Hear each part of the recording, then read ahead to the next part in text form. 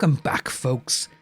In today's video, we are going to look at how the WWE has fumbled the John Cena heel turn. A John Cena heel turn should be something exciting, incredible, and something extremely special. Especially for the face of the company for the last 20 years, who has literally been the idol of millions, probably billions of kids.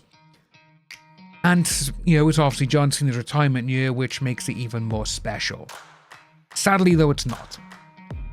By now, we all know the original heel idea, which was Cody Rhodes to turn heel and go with The Rock. WWE shot that down, and rightfully so, because that was the best thing they could have done. If they chose to turn Cody Rhodes heel, it would have destroyed everything. Mostly because we have to look at when Cody Rhodes came back at Mania 38. Just look at the amount of time, the feuds, the money spent on everything, and the backstage political influence. Everyone got behind Cody Rhodes. He won the Rumble, back to back. But obviously, he didn't finish his story the second year. What happened? This guy came out. I'm facing Roman Reigns at WrestleMania. And everyone's like, no, you're not, mate. No, you are not. Obviously, because the way the fans were like, mate, you can jog on, because it's Cody Rhodes, not you. And everyone got pissed and angry, rightfully so, all the fans did.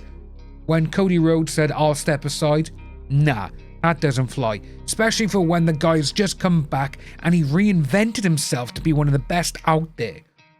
Then you have this guy come back and say, because I'm The Rock, I'm doing this. Doesn't work. But the problem is, though, the Cena heel turn is a complete dud. It really is. And it is because of The Rock. Nothing else can be said about it. Elimination Chamber.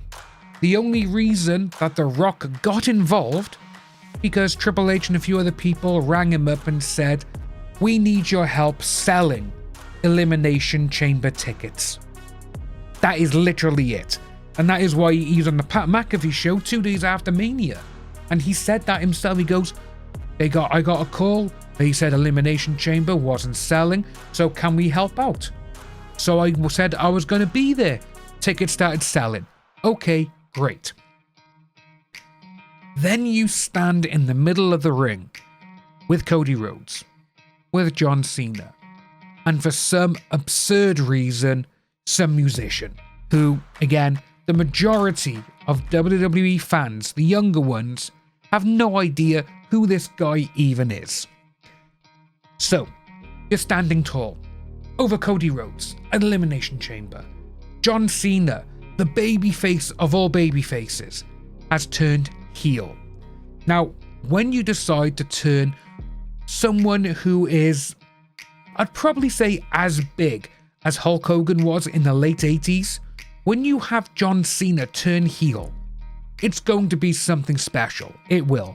Exactly the same how Hulk Hogan turned heel with the NWO. But the NWO worked because the people involved showed up. That was it. The Rock has no-showed so many times. And the worst thing is, with The Rock, he went on the Pat McAfee show 2 days after WrestleMania. And he said his schedule couldn't allow him to get down there because he was too busy. He wasn't there. But then in the next sentence he goes, I watched WrestleMania Night 1 and Night 2 at home with my family. Okay. And by the way, he currently lives in Los Angeles in the Beverly Park area.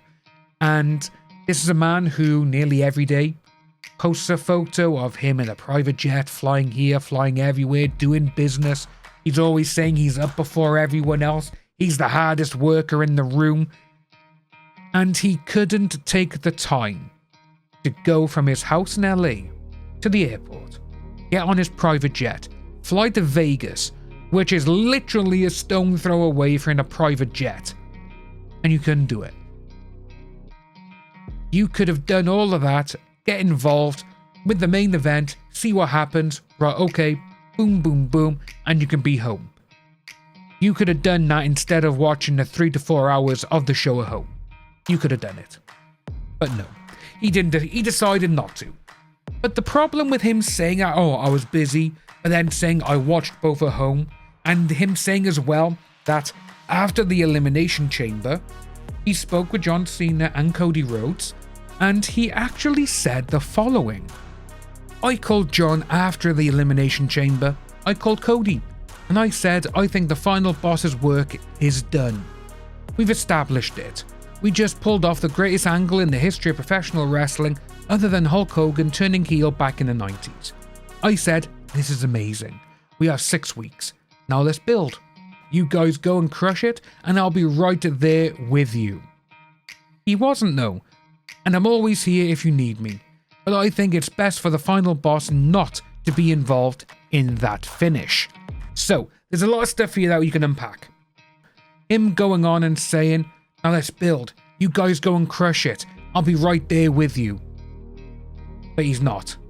And with them saying, I'm always here if you need me, but I think it's best for me to sit out. Okay, if that's what you think is good and everything else. And The Rock even said he knew the finish. He knew who was going to come out. He knew the spots. He knew what was going to happen. He knew the finish. But then he has the balls to go and say, I would have done something differently. So why didn't you? This is the perfect example of a Monday morning quarterback. It really is. And we've seen so many people dissecting this interview that he did with Pat McAfee. You've got, you got Bubba Ray, you got his mate Dan, and you got all these other people who are just going absolutely nuts with this. And he's like, oh, it's professional wrestling. It's like, Rock, what are you doing? And with him going on and saying that he would have done it differently, well, you lived by plane. You could have gone there within 2 hours. You could have helped out. You could have done something. Hell, if you showed up in the main event, I'm pretty sure a lot of people wouldn't be pissy with the main event, and they wouldn't be as pissy with you. When you send someone down to the ring where the majority of the kids have no idea who this rapper is, and when you have this person come down, the one who legitimately hurt Cody Rhodes at Elimination Chamber by smacking him full force and punching him when he's on the floor, dude, it's like, what are you doing? People are not going to like him, and they don't. And seeing how things are going as well, we've had Randy Orton. They built something off 2 weeks for Randy Orton and John Cena, which sucked. Their build-up was kind of funny, it was kind of good, I enjoyed some of them, but their match, it was more, like I said, of a nostalgia, greatest hits of those two. There should have been a lot longer for a build-up, it should have been a lot more. But for some unknown reason, it's almost like now they're going out and just going to Cena. Who do you want to wrestle at this pay-per-view? Who do you want to wrestle at this place? It's almost like, well, I'll have Orton here, I'll do R-Truth here, and it's like, come on. This has been fumbled so much, and it could have been the NWO moment of this generation. It really could have. But instead, though, The Rock decided to, big himself up, make a bunch of decisions, and not turn up for him. Kind of makes you think that a couple of the rumors of him on movie sets where he doesn't show up on time, he says he's too busy to do this, or he puts things out of place because he doesn't like it. It's actually coming true now because it's exactly what he's done with WWE. It's exactly what he's done. And it sucks. This should have been something special for everyone. Seeing John Cena, the face of the company for the last 20 years, a guy who was on the level of Hulk Hogan in the late 80s, early 90s, this should have been special. But it's not.